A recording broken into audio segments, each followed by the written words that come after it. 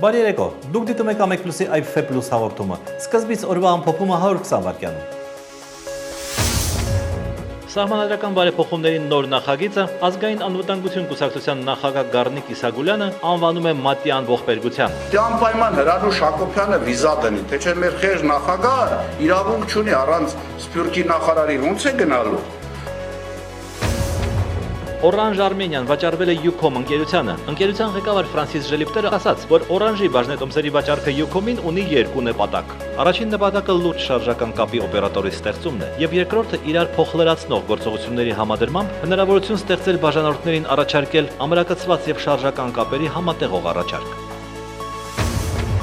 Արագաչափերի եւ տեսախցիկների քանակը շուտով ավելանալու է։ Այս մասին ասաց Աքիլես ավտովարորդների իրավունքների պաշտպանության կենտրոն հասարակական կազմակերպության նախագահ Էդուարդ Հովհաննիսյանը։ Վերջինս գտնում է, որ շնորհիվ արագաչափերի վթարների թիվը նվազել է։ 2015 թվականի կեսամյակը 133 մահացած արդեն կա եւ 61 արագությունը գերազանցելու պատճառով, որը կազմում է 46%։ Սինջար եզդիների ազգային միավորման նախագահ Բորիս Մուրազիի խոսքով սահմանադրական բարեփոխումների մասին իրենք խոսում են դեռևս 2013 թվականից եւ առաջարկել են, որ ընտրովի մարմիններում ազգային փոքրամասնությունները ներկայացվածության իրավունք ունենան։ Կաջակցենք սահմանադրական բարեփոխումներին, եթե այն կետերը, որոնք նաեւ մեր առաջարկի հետևանքով են հայտնվել այս նախագծում, մնան։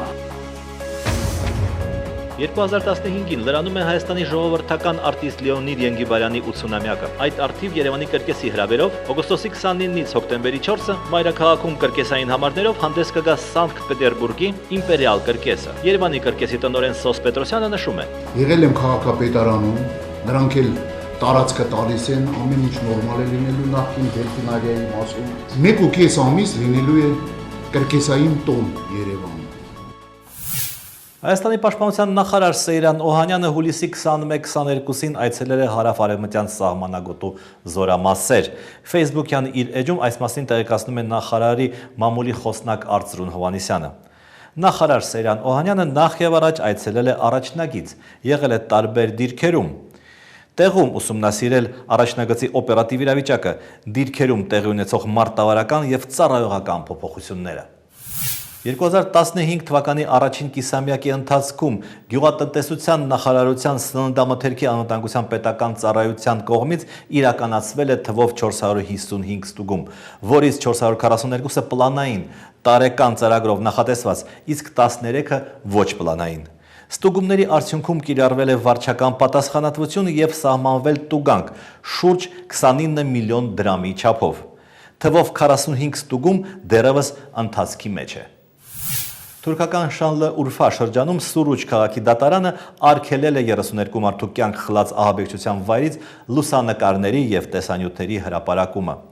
Երկուշաբթի օրը Սուրուչի մշակութային կենտրոնի մոտ գտնվող սրճարանում ահաբեկչություն է տեղի ունեցել, որի զոհ է դարձել 32 մարդ, 100-ից ավելին վնասվածքներ են ստացել։ Օրվա լրահոսը։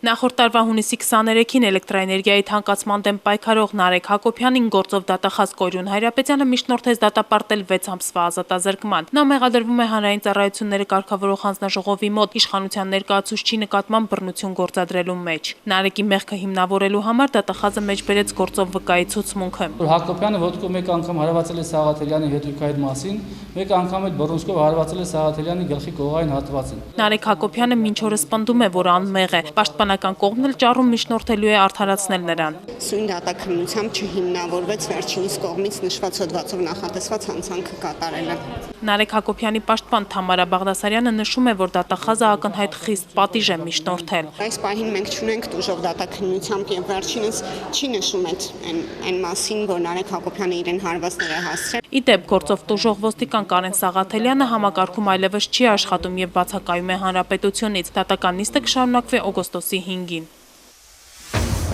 2 տարի շարունակ եվրոպացի պաշտոնյաները հայտարարում են, թե մտադիր են աստիճանաբար հասնել Հայաստանի հետ վիզայոն ռեժիմի վերացման։ Այդ տարածքի երկրներ մեկնող հայաստանցիների գործը դեռևս չի հեշտացել, անհրաժեշտ փաստաթղթերը ձևակերպելիս։ Մուտքի արտոնագիր տրամադրող միասնական կենտրոնում մարդկային մեծ հրթիռ են գոյացել։ Այս կինն օրինակ վրդովված է, ստիպված է եղել ժամեր շարունակ սպասել։ Մի հատ մատնահետք տալու համար պիտի սպասես, թող գումարը մուծելու համար պիտի սպասես։ Գործողությունները արագ չի կատարվում։ Միավորված վիզաների դիմումների կենտրոնի ստեղծումը քաղաքացիների մոտ հույսեր էր արթնացրել, որ իրենք կկարողանան փաստաթղթերը ձևակերպել դյուրին ընթացակարգով։ Իրականում պատկերն այլ է։ Նախորդ անգամ ես գնացել եմ, մտել եմ կոնսուլի մոտ, հարցազրույցս արագ կողմնորոշվել են, դոկումենտներս նայել են, ես դուրս եմ եկել։ Այս քաղաքացին էլ չի կարողացել կապ հաստատել ընկերության հետ, ու միայն տեղում է պարզել, թե որ օրը պետք է իրեն սպասարկեն։ Այս կազմակերպությունը չունի իր ինտերնետային կարիքը, որտեղից կարող են տեղեկանալ վիզայի վերաբերյալ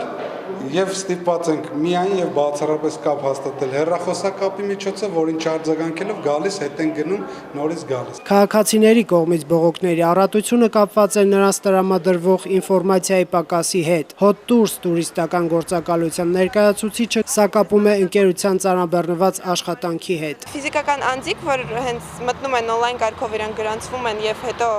գալիս են ստեղ, իրանք չգիտեն մանրամասները, ուր պետքա գնան, ինչ պետքա ասեն, ում պետքա դիմեն, եւ բնական է, որ իրանք ոչ մեկին չեն դիմում, իրանք թղթերը ոչ մեկ չի նայում դրանից առաջ։ Վիզա կենտրոնը ավելի շատ է ժամանակ ծախսում իրանք թղթերը դասավորելու։ Իդեպ տնտեսական մրցակցության պաշտպանության հանձնաժողովը քաղաքացիների դիմումների հիման վրա ուսումնասիրություն է սկսել, պարզելու արդյոք համաչափ է վիզա կենտրոնի կողմից քաղաքացիներից գանձվող 12,000 դրամը մատուցած ծառայություններին։ Երևանի կենտրոնում գործող Ֆիրդուսի անունով հայտնի տոնավաճառի աշխատակիցները օրվա վաստակից զրկվելու վտանգի առաջ են։ Շուկան փակվելու է։ Ճիշտ է, այդ մասին նրանք ծանուցում չեն ստացել, բայց տեղեկացել են մամուլից։ Մենակ ցամաքացի փողն ենք տանում, հետո չենք կարող տանենք ստեղից։ Վերջ արդեն։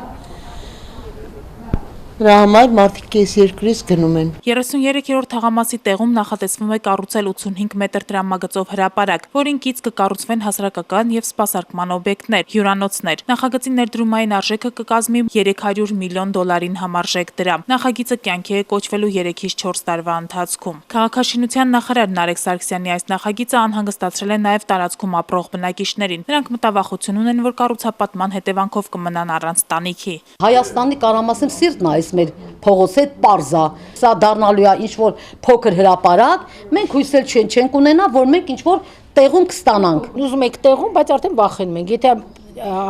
կապացները արդեն 8 տարի չեն ստանում, մենք էլ ոնց վստահենք ու սպասենք ստանալու համար։ Ժողովուրդը նստել է այսպես փշերի վրա։ Ոչ գիտի այս կողմն եմ, ոչ գիտեմ այն կողմն եմ։ Գերակաշահ չտա, բիզնես գերակաշահ, բիզնես, ինչ որ մեկը մի օլիգարխ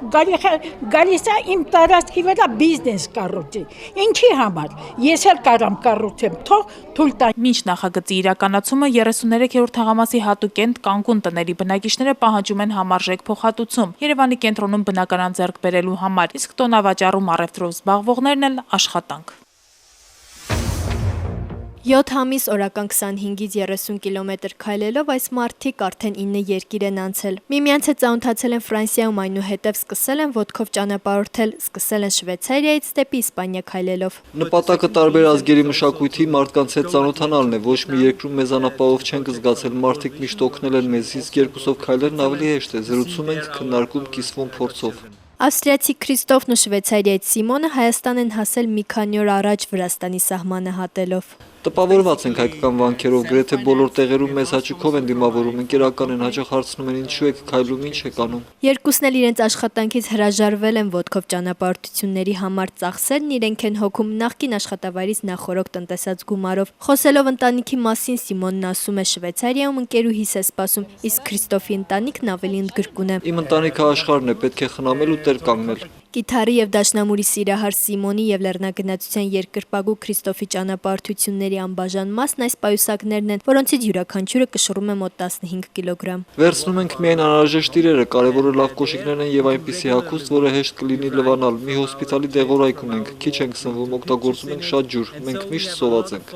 Այցելած երկրների մասին գրում են իրենց կայքում, նշում են երկրներ այցելելիս ոչինչ չպետք է պլանավորել։ Պլանավորելու շատ իմաստ չկա, քանի որ մարդիկ տեսնում են, հրավիրում են գիշերակացի թե են առաջարկում, եթե ամեն ինչ պլանավորես, ոչինչ չի ստացվի։ Նրանք համագործակցելով World Vision բարեգործական կազմակերպության հետ ճանապարհորդությունների ընթացքում այցելում են World Vision-ի գրասենյակներ եւ օգնում երեխաներին։ Այս զույգը հոկտեմբերի վերջին կլինի Չինաստանում, որտեղ կավարտի 7000 կիլոմետրանոց մարաթոնը։ Անցած տարվա հունիսի 26-ին դատարանը որոշում էր ընդունել պարտադրել երկու լրատվամիջոցների հրապարակ օրաթերթին եւ Իլուր լրատվական կայքին բացահայտել իրենց տեղեկատվության աղբյուրները։ Խոսքը Շիրակի արդեն նախկին ոստիկանապետ Վարդան Նադարյանի եւ ըմբիշ Արթուր Ալեքսանյանի միջև տեղի ունեցած միջադեպի մասին է, որը իրավապահները միտումնավոր դասել են առանձնապես ծանր հանցագործությունների շարքին, որպեսզի կարողանան հետապնդել լրատվամիջոցներին։ Օրվա գլխավոր թեման։ Ընդդիմադիր լրատվական կայքի խմբագիր Քրիստինե Խանոմյանին սպառնում է առնվազն 2 տարվա ազատազրկում, աղբյուրը բացահայտելու դատական որոշումը չկատարելու համար։ Ազատազրկման սպառնալիքով նրան չես վախեցնի։ Ես Ղարաբաղյան պատերազմ եմ տեսել։ Երկար տարիներ ապրել եմ ռմբակոծությունների ներքո։ Ինձ ադրբեջանցիները չեն վախեցրել։ Եվ ինձ թվում է, որ պատերազմ տեսած մարդուն այդքան էլ հեշտ չէ վախեցնել, նույնիսկ ազատազրկման։ Քրիստինեն մտադիր չէ բացահայտել, թե որտեղից է ձեռք բերել տեղեկությունն այն մասին, որ Շիրակի ոստիկանապետը հարբած ծեծել է ըմբշամարտի Եվրոպայի չեմպիոն Արթուր Ալեքսանյանին։ Տեղի ունեցել մի դեպք, որը շատ սովորական երևույթ է իրենց համար։ Հազարավոր իրենց, այսպես ասած, ենթականեր, հազարավոր մարդկանց խփում է։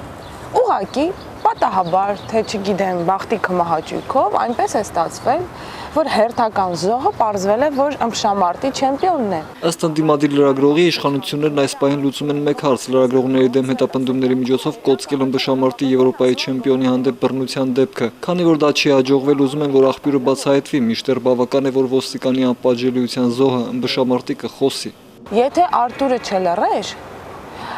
ոչ մեզ ինչ որ բան պարտադրելու հարց կլիներ, ոչ աղբյուրի բացահայտման հարց կլիներ, ոչ այսօր իմ առաջ կանգնած կլիներ 2 տարի Արտուրի հարցով, այսպես ասեմ, նստելու ճակատագիրը։ Քրիստինեն տեղյակ է, որ աղբյուրի բացահայտման պարտադրանքով հարուցված այս քրեական գործը աննախադեպ է Հայաստանի պատմության մեջ, բայց դատարանի որոշումը չկատարելու պատճառով հարուցված մեղադրանքն արդեն շատ է նույնիսկ Սերժ Սարգսյանի իշխանության համար։ Ազատազրկեն Չգիտեմ, պետք է կատարյալ ապուշ լինել նման բան անելու համար։ Արա Ղազարյանը տպավորություն չունի, որ աղբյուրը բացահայտելու պահանջը Իլուրի եւ հրապարակի դեպքում քաղաքական հետապնդման արդյունք է։ Գուցե սա գալիս է գլխավոր դատախազության կողմից, որ ուզում է քրեական նոր քաղաքականություն իրականացնել, չեմ շտապում ասել քաղաքականություն։ Բայց սրա արդյունքը, սրա էֆեկտը միանշանակ հանրային դաշտում ընդվզումներ է առաջացնելու։ Փաստաբանը չի բացառում, որ քրեական գործ հարուցելով դատախազությունն ազնիվ նպատակներ է հետապնդել, բայց հետևանքները ծանր են լինելու։ Եթե մեկ անգամ ազդանշան է ստանում, որ այդ երկրում կա դատական ակտ, որով պահանջում է բացահայտել աղբյուրը, կտրուկ նվազում է այդ երկրի հեղինակությունը։ Ըստ Արա Ղազարյանի պետք չէր երկրի հեղինակությունը զոհել հանուն մի քրեական գործի, որտեղ հասարակական շահ չկա։ Իրավաբանն այս հարցով դիմել է Սահմանադրական դատարան, որով պետք է պարզաբանվեն լրատվական աղբյուրը բացահայտելու պահանջի դեպքում լրագրողի պաշտպանական մեխանիզմները։ Հրապարակը ներկայացնող իրավաբանները դիմել են Սահմանադրական դատարան պարզելու համար այն նորմերի սահմանադրականությունը, որոնց հիման վրա պարտադրվել է լրատվամիջոցներին բացահայտել աղբյուրը։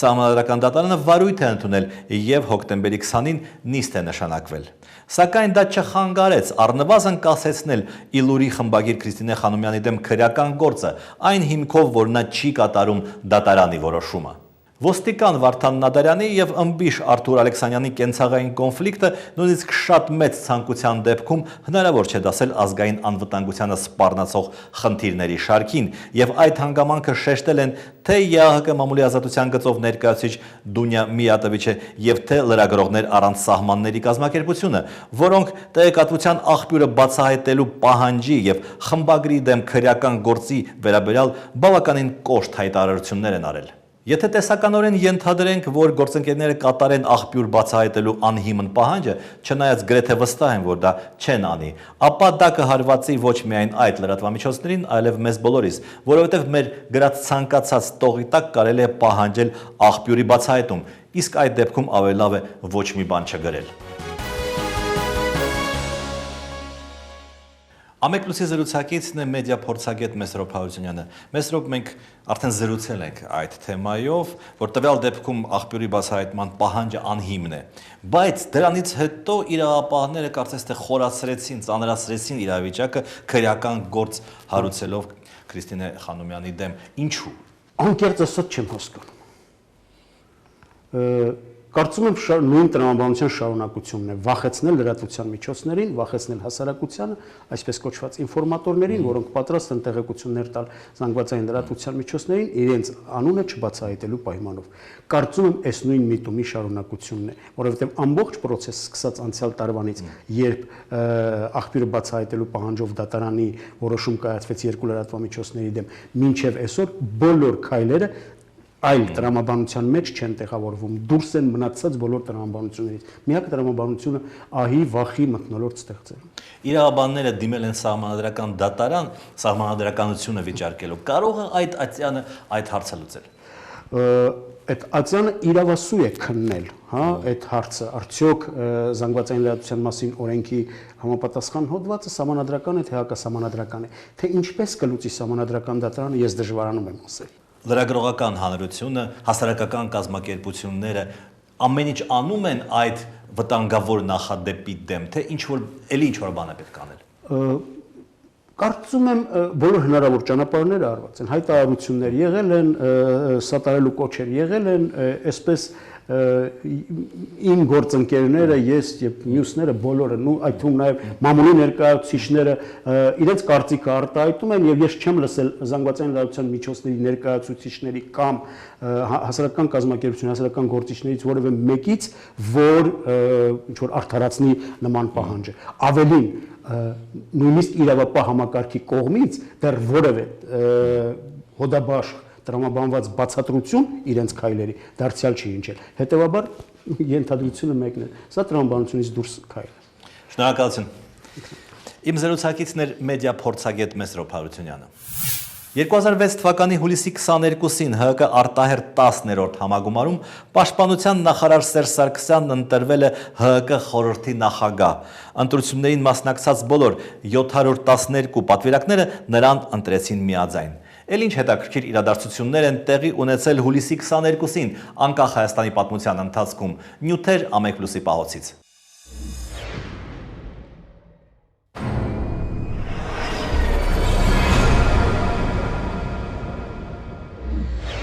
Ռոբերտ Քոչարյանը 1998-ի հուլիսի 22-ին 100 օրվա նախագահ է եւ արդեն Հայաստանի սոցիալական կյանքում փոփոխություններ է տեսնում, չկան արգելված կուսակցություններ, կա ազատ մամուլ։ Ինքը ծանր ժառանգություն է ստացել նախորդ նախագահից, բայց վերահսկում է իրավիճակը։ Կարող է պատահել, ես թողում եմ մի մարդու տպավորություն, որը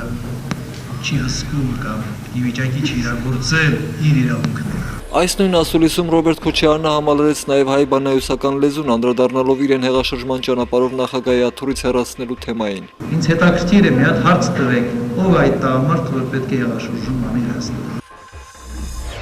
1999-ի հուլիսի 22-ին Հայաստանում է ռուս նորաձևության ոճաբան Սերգեյ Զվերևը, եկել է մասնակցելու կանացի առօրյա սանրվածքի եւ դիմահարդարման մրցույթին, մասնակիցներին արգելվում է օգտագործել ներկ, լաք եւ երևակայություն։ Ռոբերտ Քոչարյանին առընթեր քաղաքական խորհրդի լուծարումն անհանգստացրել է նրա նախկին անդամներին, որոնք նախագահի ընտրություններում պաշտպանել են հենց Ռոբերտ Քոչարյանին։ Նրանք որոշում են գործել ինքնուրույն միջկուսակցական սոցիալ-տնտեսական խորհուրդ անվանումով եւ անմիջապես խորհրդում քննարկում են անասնակերի ավելացման վերաբերյալ մի նախագիծ, ըստ որի մեքսիկական մի բույսի օգնությամբ կարելի է կրկնակի արագ գիրացնել կովերին։ Նույն օրը ազգային ժողովի падգամավոր Արտաշես Գեղամյանը հայտարարում է, որ պետք է շտապ հրավիրել ազգային ժողովի արտահերտ նիստ քննարկելու սոցիալ-տնտեսական վիճակը։ Բյուջեի ճեղքվածքը 40% է, ահագնանում է սովի վտանգը։ Հայաստանում սովից մարդ է կախվում։ Այս տագնապից մի քանի օր առաջ էր Գեղամյանի ղեկավարած խմբակցությունը զրկվել ազգային ժողովում եւ կառավարությունում իշխանական լծակներից։ 1999-ի այս օրերին Հայաստանում է ամերիկյան General Motors-ը, էկոնոմիկայի նախարար Արմեն Դարփինյանը ամերիկացի մեքենաշինարարներին վստահեցնում է, որ նրանք առանձնապես ռիսկի չեն դիմում Հայաստանում մեքենաշինական գործունեություն ծավալելով։ Առևտրի եւ արդյունաբերության փոխնախարարը վստահեցնում է, որ General Motors-ի բազայի վրա կարտադրվեն աղբի, աղբամշակման եւ շտապօգնության մեքենաներ։ Ղարաբաղի նախագահի դեմ մահափորձի մեղադրանքով ձերբակալված Պաշտպանության բանակի նախկին հրամանատար Սամվել Բաբայանը կալանավայրում հացադուլ է հայտարարել։ Դատախազությունը նրա հացադուլը որակում է սադրիչ եւ մտածածին։ Հացադուլով Բաբայանը պահանջում է իր գործը տեղափոխել Հայաստանի դատական համակարգի իրավասություն։ Դատախազությունը համաձայն չէ, որտեղ կատարվել է հանցագործությունը, այնտեղ էլ կընթանա դատավարությունը, այսինքն Լեռնային Ղարաբաղի մայրաքաղաք Ստեփանակերտում։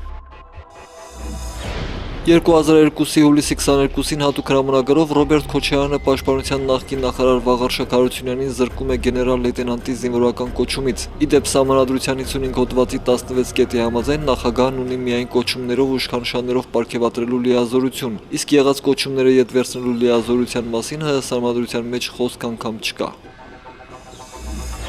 2003-ի այսօրը առավոտյան մահափորձ է կատարվում Երևանի Էրեբունի համայնքի ղեկավար Մհեր Սեդրակյանի նկատմամբ։ Վնասվածքներ ստացած Սեդրակյանը տեղափոխվում է հիվանդանոց։ Բժիշկների հավաստմամբ նրա կյանքին վտանգ չի սպառնում։ Վերջինս վնասվածքներ է ստացել իրեն պատկանող Mercedes Magnus-ի ավտոմեքենայում տեղի ունեցած պայթյունի արդյունքում։ 2009-ի հուլիսի 22-ին 5 տարի առաջ բանտից ազատ արձակված Ղարաբաղի Պաշտպանության բանակի նախկին հրամանատար Սամվել Բաբայանը կանխատեսում են նոր պատերազմ։ Չնայած դրան Բաբայանի կարծիքով անհեթեթ է Արցախը շրջապատող անվտանգության գոտու վերադարձն Ադրբեջանին։ Հաղթող կողմը ներկայանում է որպես պարտված։ Ես որ նայում եմ հեռուստատեսությունը Ալիևին նստելու ձևը իր պահվածքը, ինձ թվում է թե մենք պարտվողն ենք, ինքը հաղթողն է։ Հոկտեմբերի 27-ի գործով նախկին մեղադրյալ Նաիրի Բադալյանը, որը քաղաքական ապաստան ստանալուց հետո ապրում է Ամերիկայում, Հայաստան է վերադարձել պահանջելու համար $10 միլիոն։ Վաղուց Հայաստանում չապրող այս մարդն ասում է, որ առ այսօր նրան հալածում է Հայաստանի թե իշխանությունը եւ թե ընդդիմությունը։ Այս ամենը Կենտրոն եւ Նոր Խմարաշ համայնքների առաջինատերին դատարան ներկայացված նրա հայցադիմումում կա։ Իմ հայցադիմումը ուղղված է Հայաստանի Հանրապետության նախագահի, Հայաստանի Հանրապետության գլխավոր դատախազի, Հայաստանի Հանրապետության ոստիկանապետի, Հայաստանի Հանրապետության զինվորական դատախազության դեմ։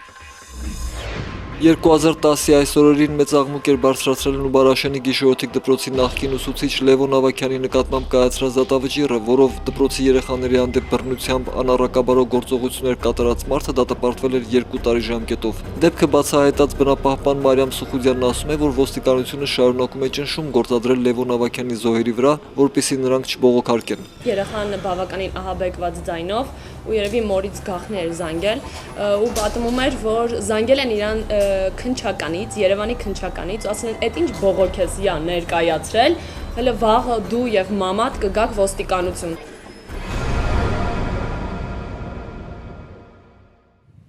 Ազգային անվտանգություն կուսակցության նախագահ Գառնիկ Իսագոյանը դեմ է նախագահի լիազորությունների խիստ կրճատմանը։ Իսկապես կարող են լինել դեպքեր, երբ թագավորները անհարմար վիճակում են հայտնվում։ Դիտեք նաև մեր վերջին խոսքը, իսկ ես ձեզ հրաժեշտ եմ տալիս։ Մենք կհանդիպենք վաղը։